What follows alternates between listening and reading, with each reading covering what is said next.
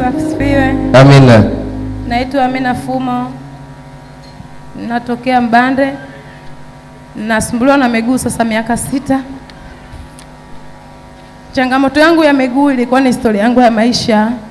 Kuhusu formation za biashara, nilikuwa nafanya biashara, nilimchukua. Umetokea Mbande? Ila tatizo la miguu linitokea mkoani Kilwa, Somanga. Nilikuwa nafanya biashara pale za mama ntilie. Ndio. Nilichukua msichana kutoka Mkulanga, nilienda naye Somanga kwa ajili ya biashara zangu. Ndio. Lakini kwa bahati mbaya, yule mwanamke alichukua na mahusiano na mume wangu. Huyo binti? Huyo binti wa kazi?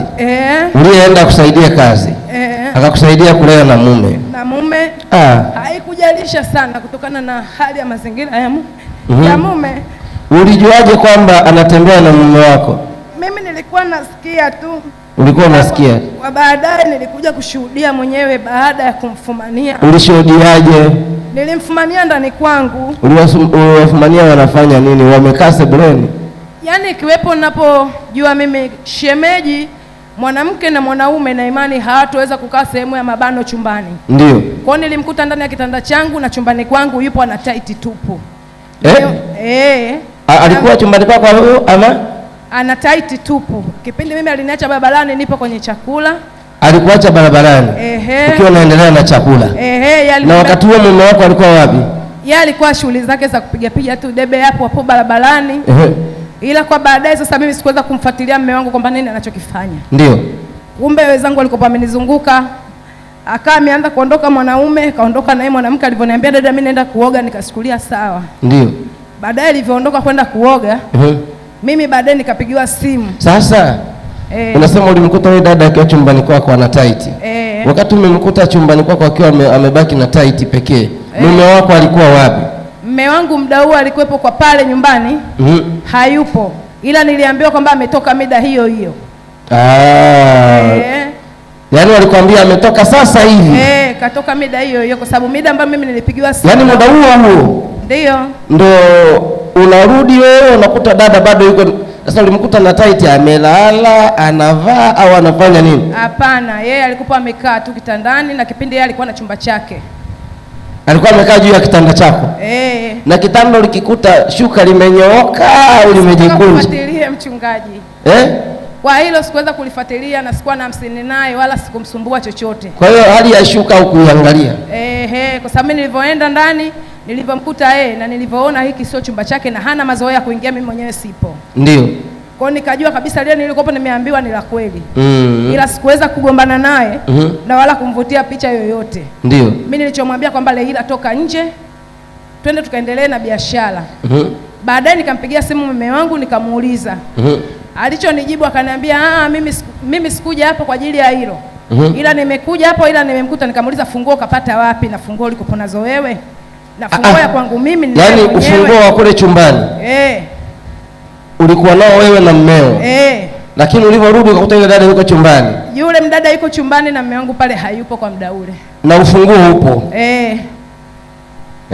Kwa hiyo mimi sikumfuatilia sana. Nikaambia hachana na hayo mambo kwa sababu ndoa mimi najua imeungwa. Mazali kama huyu ni mume wangu basi atabaki kuwa mume wangu. Ndio. Na kama atakopo sio mume wangu kwa ajili ya waume wa wote, basi mimi naweza kusema kwamba nitakuachia mume. Nikatoka nikaondoka zangu katika kazi yangu. Yeye kutokana na hali ambayo nilimkuta nayo hakuendelea tena kuja kule katika biashara. Yule dada? Alienda wapi? Akaondoka sehemu zake anazozijua mwenyewe. Akakaa kama muda wa wiki. Nikasikia akapangiwa chumba na yule mume wangu. Nikaja nikafuatilia, ni kweli. Siku anakuja kuniambia dada mimi nahamia kwangu. Nikamwambia sawa, haina shida. Anahamia kwake? Kahamia kwake. Alivyohamia kwake kaenda kuanza maisha yake mapya yeye mwenyewe. Alivyoenda kuanza maisha yake mapya na maanisha yule mwanaume mimi sikumjali tena. Tumeingia utofauti na maanisha hapo tena ugogoro, mapenzi ikopo hakuna. Ndio. Mimi nilichodai kutaka kurudi nyumbani, nikarudi zangu nyumbani. Nilivyorudi zangu nyumbani na maanisha nimekaa kama ndani ya mwaka. Nilivyokuja sasa ndani ya mwaka ndo tatizo linakuja. Ndani ya mwaka mimi nikapata mchumba mwingine ambaye wewe na yule mwanaume mliachana. Na ulijuaje kwamba yule mume wako amehamia kwa ana mahusiano na yule mwanamke? Kwa sababu kijijini kwetu hakuna siri. Mimi na imani unachokifanya chochote kitaiko katika mabano ndani ya miezi miwili, lakini kikifika mwaka hamna tena. Hicho kijiji ambacho hakina siri kinaitwaje? Inaitwa Somanga. Somanga. Na si Somanga. Kiwa huko? Mimi naweza kusema si Somanga tu, niko kote kule, labda uishi mkoa kwa mkoa. Ila kwenye kijiji pale lazima utakupa unatambulika nini kinachofanyika. Kwa hiyo uliwahi kushuhudia kabisa kwamba yule binti anakaa mahala fulani na mume wako anaenda? Nimeshuhudia, na mpaka sasa hivi ninapokuambia mchungaji, wana watoto wawili na wameshajenga na wameshafunga ndoa. Wana watoto wawili? Wameshajenga. Wewe unahangaika na miguu? Mimi natembea na miguu. Chanzo cha miguu nakuja baada ya kupata mchumba huyu mwingine. Baadaye yule msichana ambaye alitoka nyumbani kwangu nikaja nikamfumania tena na mume wangu, huyu mchumba aliyokuja kunichumbia tena kutaka kunioa. Yaani huyu mchumba wa pili tena kaja kuchukuliwa na dada huyo huyo? Mimi nikajisikia maumivu, nilimkamata nikampiga. Kwa nilipompiga akaniambia nitakuonyesha. Ni kweli baada miezi mitatu, yani baada ya miezi mitatu ikawa tofauti, unanijia nimelala naamka na meno miguu inavimba. Nikibonyeza miguu yangu ikiingia ndani haitoki tena, nje nyama. Baadaye ikaanza kuwaka moto, ikabadilika nikawa na vazi kama la nyoka mpaka leo na mwaka 6. Mpaka sasa hivi na mwaka wa 6. Mpaka leo. Na maanisha nilikuwa naweza kufanya kazi. Na huyo mwanaume wa pili ambaye alikuwa mchumba wako tena akaja kuchukulia yuko wapi? Alinioa lakini hatukudumu sana, akaniacha kutokana na hali ya mazingira ya maumivu niliyokuwa nayo. Kwa sababu ya magonjwa ulionayo sasa? Yule dada yeye yuko kwenye ndoa? Yupo mpaka kesho. Ana yule mume wa kwanza? Na anatamba kusema nimekutesa miguu, bado nitakutesa mpaka usoni. Hapa tuna mawili. Huyu apone yule abaki, au huyu apone yule afe. Kwa hali nimebadilika, nimebadilika sana. Nilienda mpaka Ocean Road kunipima saratani, hakuna. Walinipima vipimo. Umeenda mpaka Ocean Road? Ukapima saratani? Wakasema haumwi saratani. Hamna kitu chochote. Niliuza vitu vyangu vingi kwa ajili ya kujigaramia miguu yangu, bado mpaka leo. Na mpaka hivi ninavyokuambia mchungaji, sina chochote. Mpaka ndugu wamenichoka, wameniambia tu tena kukusaidia. Hauna chochote.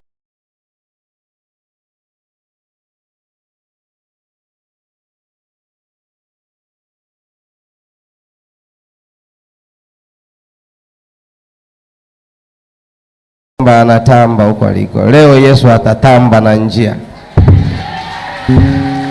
Yeye anatamba kwa maneno. Yesu anamaliza hili. Amen. Hivi, hebu naomba mtu mmoja aseme, hali kama hii, kama wewe ndo nabii Nyakia, unachukua maamuzi gani? Ikiwa Biblia imesema usimwache mwanamke mchawi akaishi, naomba nikusikie, unasema nini? Naona yule dada pale mpaka amesimama, ina maana kwamba yani kuna anataka aongee. Bwana Yesu asifiwe. Amina. Mimi naona hivi kwa sababu mimi nakaa naye jirani. Unakaa naye jirani? Na huku kuja hapa nimemwambia mimi jana. Nilivyo kusikia wewe kwenye redio tangia nina wiki moja na kusikiliza kwenye redio. Ndio. Jana nilivyoenda kwake akanisuke. Nikamwambiaje, unaonaje kesho twende kwa nabii anaitwa nani na mimi simjui, kesho nataka niende na matatizo yangu. Ndio. Akasema ni nani gani, redio gani? Nikamwambia 106.5. Akafungulia pale akaona siku jana ufanyi kazi. Saa asubuhi leo nikaamka nikaenda. Twende, akasema sina nauli, na mimi nikakuta sina nauli, na nauli ya kufikia huku tu. Nikamwambia basi mimi naenda, ila kwa hivyo jinsi mimi ninavyomuona anavyoteseka pale nyumbani. Ndio. Huyo mwanamke kwa kweli mimi naona kwa sababu Mungu alisema tusamee. Kama singekuwa Mungu alisema tusamee, ndio kwa kweli angekata moto, angekufa tu. Akate moto. Kwa hiyo huyu anaishi kwenye mazingira gani? Analala chini. Analala chini. Analala chini, ana kagodoro kadogo, akitandika unafikiri shuka. Kweli? Kweli mimi nililia jana. Mimi mara nyingi naendaga pale. Jumapili tunamkabidhi godoro jipya.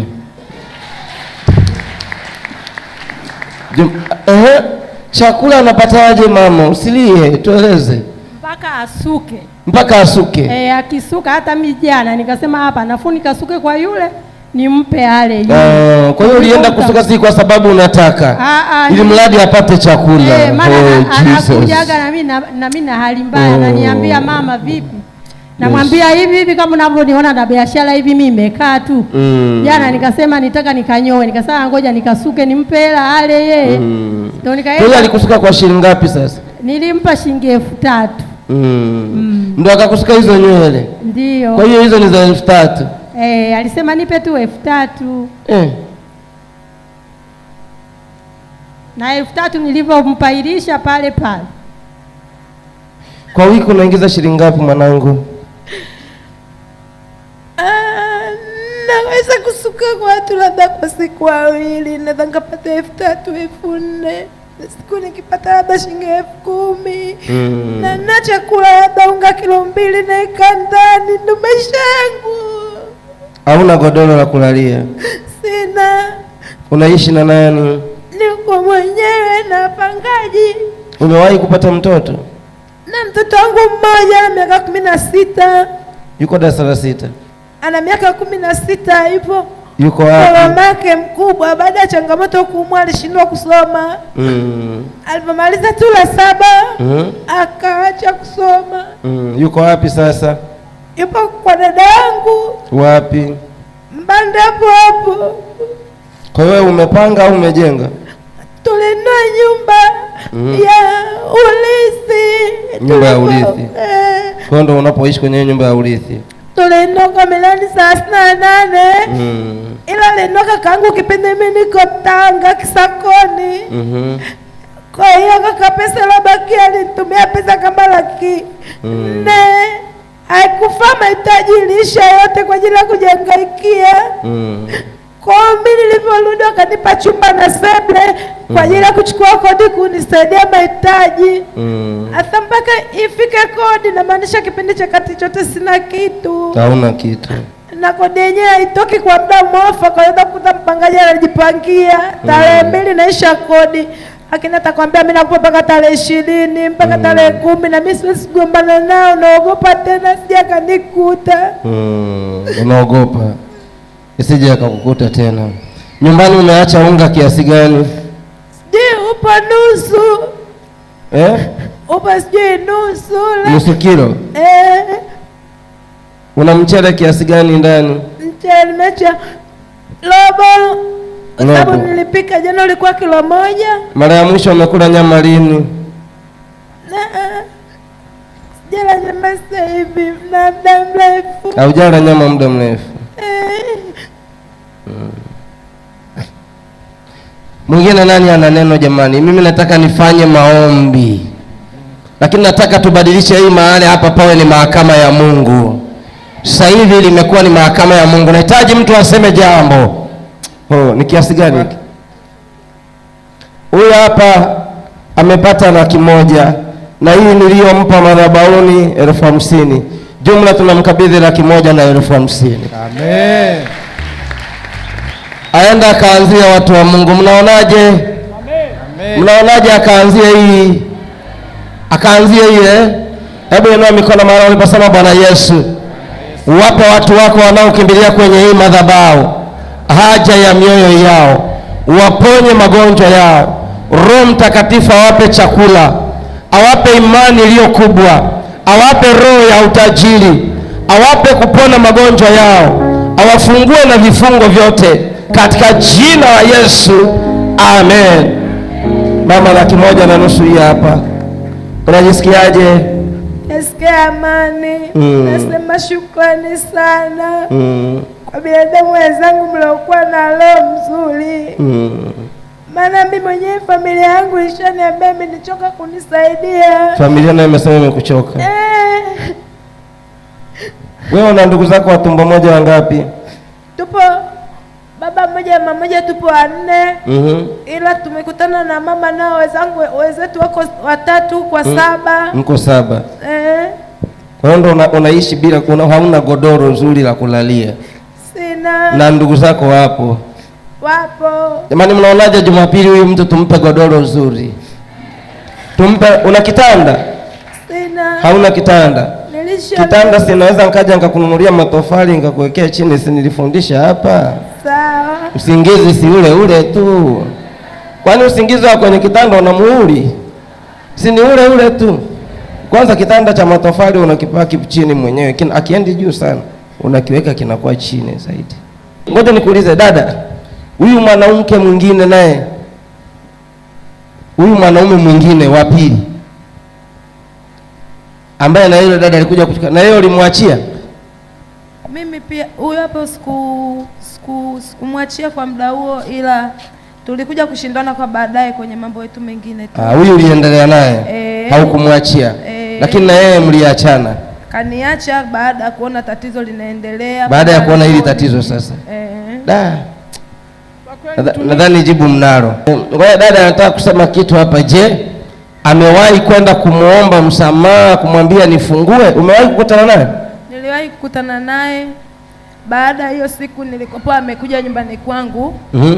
Alisimama kwa jirani, kipindi hicho katoka kwenye uzazi wa mtoto wake wa pili. Ndio. Mimi nipo kwa huyo mume wangu na yeye yupo kwa huyo mumewe, kipindi katoka kwenye uzazi wake wa pili. Siku kapita, kanikuta mimi hapa nimetoka nje, nilikuwa naosha vyombo.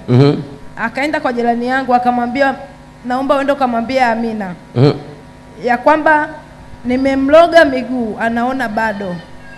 Sasa nitampandisha shida mpaka usoni.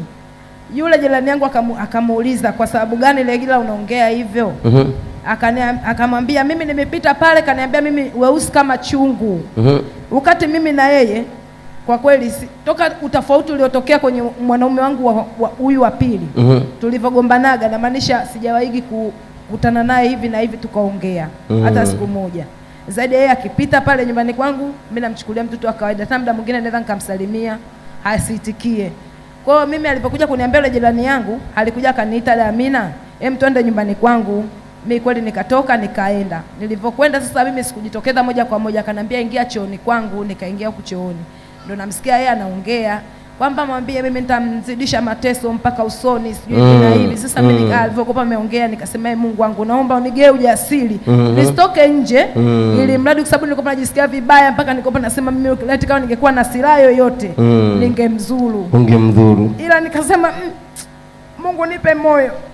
Nikatoka tu zangu pale, nikaenda kuja kwa moja kwa mwenyekiti. Nilipanda kwa mwenyekiti nikaenda nikamwelezea. Ndio. Nikamwambia ninachoomba, naomba unitie Leila na mume wake na shida nao. Kweli kesho yake mimi muda ule niliporudi nyumbani nikampigia kakaangu simu. Ndio. Kakaangu mkubwa akaja. Alipokuja nikamwambia, kaka, naomba nipeleke kwa mwenyekiti Leila, maana yake ananitambia. Kaka akasema twende. Tukaenda, ilikuwa mida 5:00 kesho yake asubuhi. Tukaenda, yeye alikuja na mume wake na dada yake. Mimi nikaenda na kaka yangu. Kwa nilipofika pale nikabidi mimi nielezee, nikamwambia Leila. Yeye alisemaje? Mheshimiwa mwenyekiti, nikaanza kuelezea jinsi alivyoelezea kwa jana yake usiku. Ndio. Baadaye yeye akakataa. Saa ngapi? Mimi mbona sijapita hiyo njia? Nikamwambia ulienda kwa Tabu, kuna mdada anaitwa Tabu Alabuni, na ulimuita Tabu kamuelekeza kuhusu mazingira ya kwangu mimi Tabu akaja akanifuata, nikaingia chooni. Wewe kuniona, ila wewe ulikuwepo na dada yako huyu Salma. Ukao unaongea kusema mimi umenitesa miguu, bado uso. Ila sasa mimi ninachokiona, kutokana na mimi ndio niliokuita Kirwa, na mimi ndio niliokuchukua kukuleta huku. Maajabu yote ulikopo umenifanyia mimi, sikuwa na moyo wa kukutesa wala kukupiga wala kukufanyia chochote, ila ulinikera baada ya kunichukulia tena mwanaume mwingine. Hivi ulimchukua kama usigero wako? Nilimchukua kama rafiki kwanza. Alafu nikamchukulia kwamba yani tufanye wote biashara. Sikumchukulia kama ni mfanyakazi. Ila nilimchukulia kama rafiki yangu kutokana na tulikuwa tunatambuana muda mrefu. Ndio. Kwa hiyo rafiki wako wewe na yeye ulikuwa ni wa muda mrefu sana. Kwa mimi nilivyokupa nimemchukulia vile, nikamwambia nilivyokuwa nimekuchukulia kama ndugu yangu, na nilivyokuleta huku mimi sikukuchukulia kusema labda wewe utakuja kuwa adui yangu. Si binadamu, tunatembea na tunakosayana. Kwa kama mimi nilikukosea, naomba unisamee kwa mateso ulionigaia. Moto unaniuma, na maanisha huu mwaka 5, kusemea mwaka jana ilikuwa mwezi wa 12 mwaka jana. Nikamwambia naomba unisamee, nililokufanyia, kama nilikukwaza, nilikufanya nini, naomba unisamee. Yeye akaanza kutoa utofauti wake. Mimi ulichonikera, sijui kumpigia simu mume wangu kumwambia kama mimi sijui umenifumania hivi, mimi ningepo mume wangu mimi hapa, kama angenichoma kisu angeniua. Nikamwambia mimi hayo yote naomba unisamee. Kakaangu akamwambia, je, wewe unaloliangalia la kwako wewe kuchomwa kisu na mume ambaye aliyokuachia yeye? Yeye ulichokuwa unamfanyia kuanzia mume wa kwanza mpaka mume wa pili, yeye mbona kuchukua maamuzi yoyote mpaka unafikia hatua unamtesa mdogo wangu, unafikia hatua kumpa maumivu makali, halali usiku, halali mchana, anaungua moto. Sisi tunachokihitaji ya kwamba umuondolee hayo mateso aliyokuwa umeyafanya. Ndio jibu lake akasema, naomba mkono mbele ya mwenyekiti.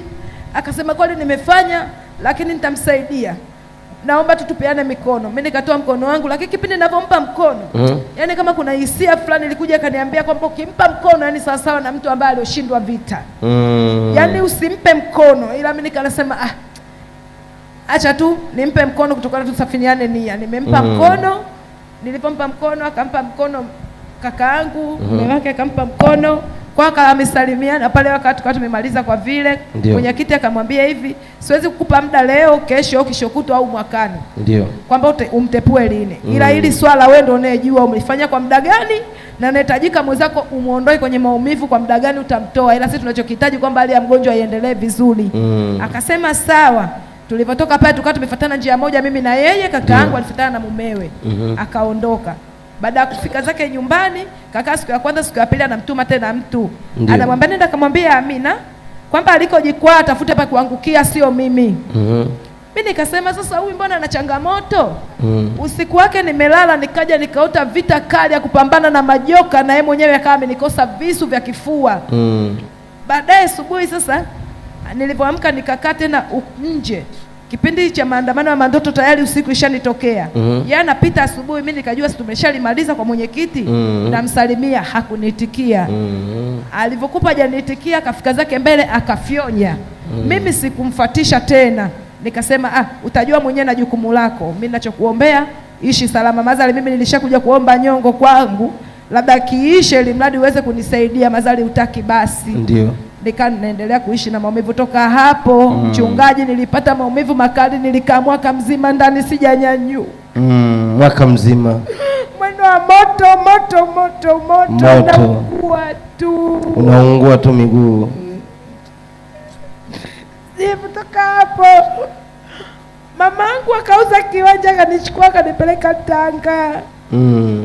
Nilivyorudi huko ndo akanipeleka Ocean Road. Ndio nilipotoka hapo dadangu akaja Kibaha akanichukua akanienda mimi Kibaha, ila dadangu naye maisha yake sio mazuri, ana familia yake. Nikaona mimi siwezi, kwa sababu nilikuwa nishazoea kukaa kwangu maisha yangu.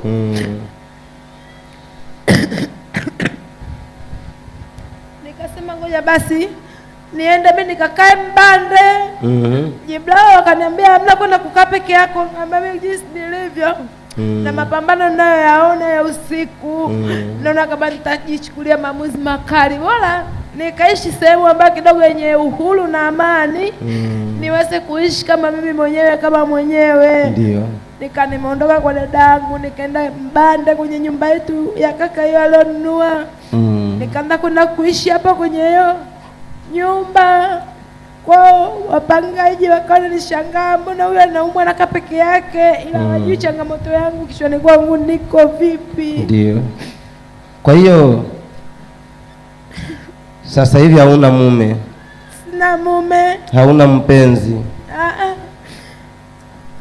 Mchungaji, yani sina hisia ya kitu chochote kinachoitwa mapenzi. Hauna hisia kabisa? Sitamani kabisa. Kwa nini?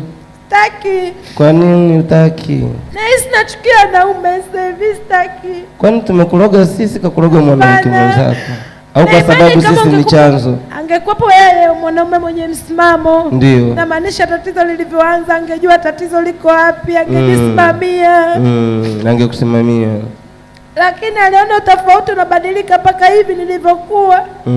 Hamna changamoto yoyote na hamna baya nilishahiki kumfanyia. Kwa sasa hivi utaki mwanaume kabisa? Taki. Lakini ukipona utakuwa tayari kuolewa? Sidhani, siwezi kuongea sana, nitakufuru, sijui. Ukipona? Mimi sijui. Ukipona uolewe. Ajuaye Mungu kwa kweli, yani sijui. Yani sitamani kabisa mchungaji mimi. Sitamani kabisa. Mwenyewe mjane sitaki. Una miaka mingapi sasa hivi? Na miaka 6 toka nimeanza kuumwa. Una umri toka umezaliwa mwaka gani? 91. 91.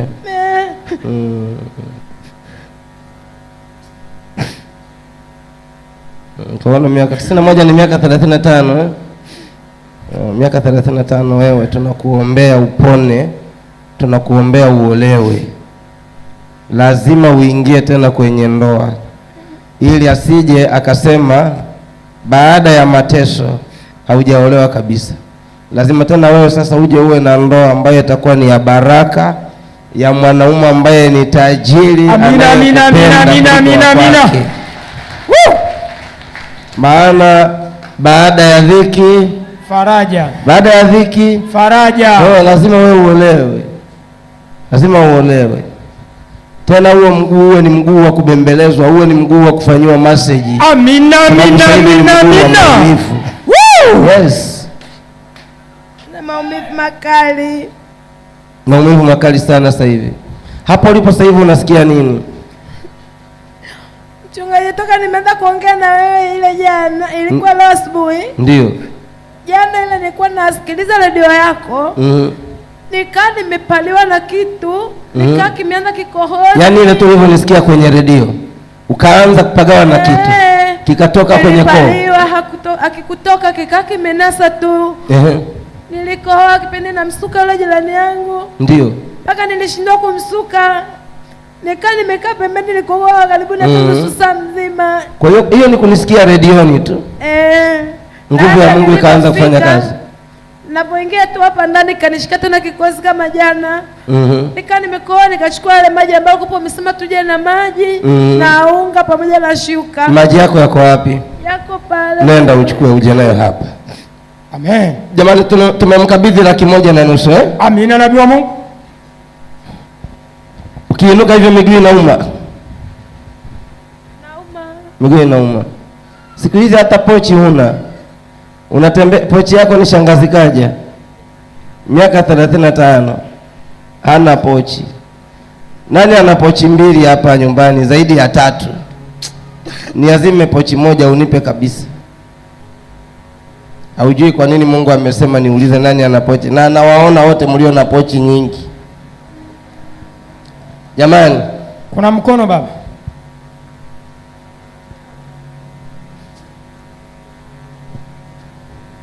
Baraka za mtu zinaanzia hapa hapa.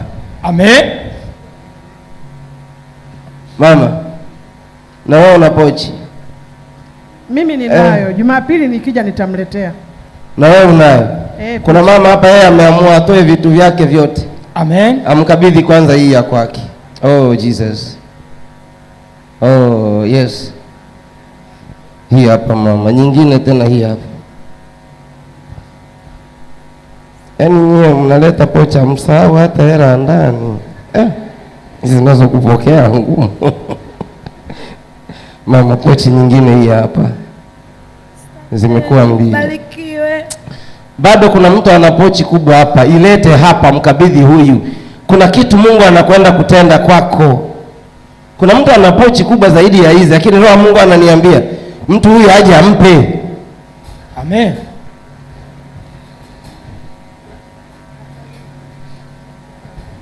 Maana ya kutoa ni unatoa, wakati mwingine unabaki bila kitu, lakini unabaki na imani ambayo inaenda kukupatia.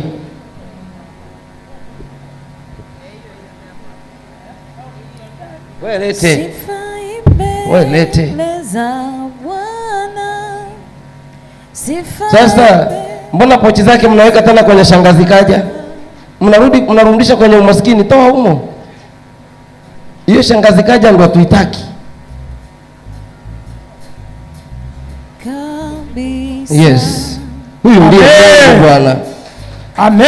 Yes, hii ndio niliyokuwa naiona. Amen. Hii ndio niliyokuwa naiona yenye ukubwa huu. Amina. Chukua mama. Amina. Si hana pochi jamani. Amen. Kanyang'anywa mume, hajanyang'anywa baraka. Amen. Lazima sasa baraka zianze kwa mamlaka ya jina la Yesu. Makofi na vigelegele kwa Yesu.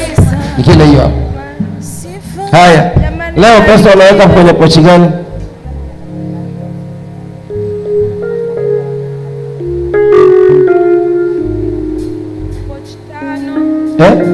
Tano. Unaweka kwenye pochi ipi leo pesa zako?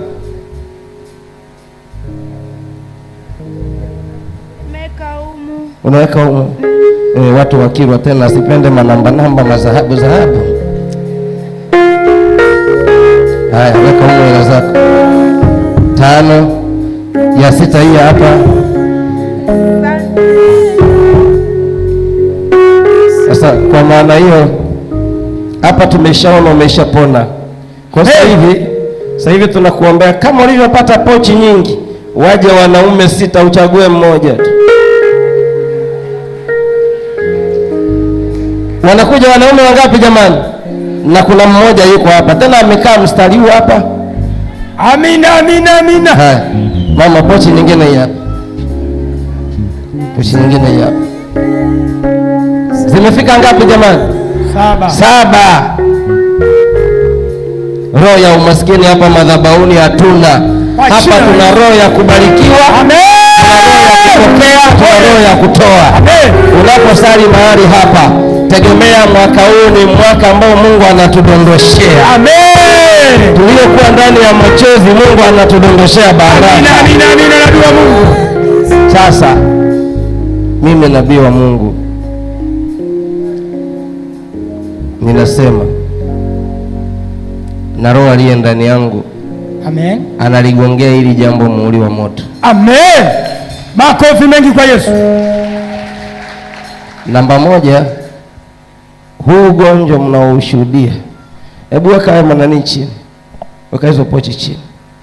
Yenye hela baki nayo, hiyo ndio yenye hela zako, hiyo weka shingoni kabisa. Usiamini mwanadamu hata kama yuko kanisani. Kanisani anayeweza kukupa zawadi ya pocha anaweza kukuibia 1.5 milioni. Vaa pochi yako, simama hapo. Haya maji uliokuja kutoka nayo nyumbani, funua hiyo miguu yako. Nataka ni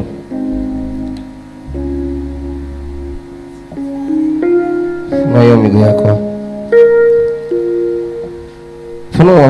Funua kwako, aibu ilishaondoka. Baba, kwa sifa na utukufu wako Mungu Jehova, ninakushukuru El Shaddai Elohim El-Gibor. Asante kwa ajili ya mwanamke huyu. Haya ni majira ambayo maradhi haya yaliyo ndani ya mwili wake yanatoka na miguu yake itarudi katika hali ya kawaida. Mungu, kama ulivyomponya Naamani na kwamba ngozi yake ikawa nyororo na laini, ndivyo jinsi miguu hii inavyopona. Amen. Na ngozi hii iliyo na maupele, iliyojaa weusi, na binti huyu ni mweupe maji ya kunde, kuanzia leo nguvu iliyokuwa imeingia ndani mwake inatoka kwa mamlaka ya jina la Yesu Kristo Mnazareti, mwana wa Mungu hai. Inatoka uchawi wa kisomo, nguvu zake zinatoka kwa mamlaka ya jina la Yesu. Zinatoka kwa mamlaka ya jina la Yesu. Zinatoka kwa mamlaka ya jina la Yesu. Mungu, kama alisikia sauti hii kwenye redio na Roho Mtakatifu akaanza kumhudumia, kuanzia sasa amepona. Amepona. Amen. Amepona. Amen. Amepona. Amen. Amepona kwa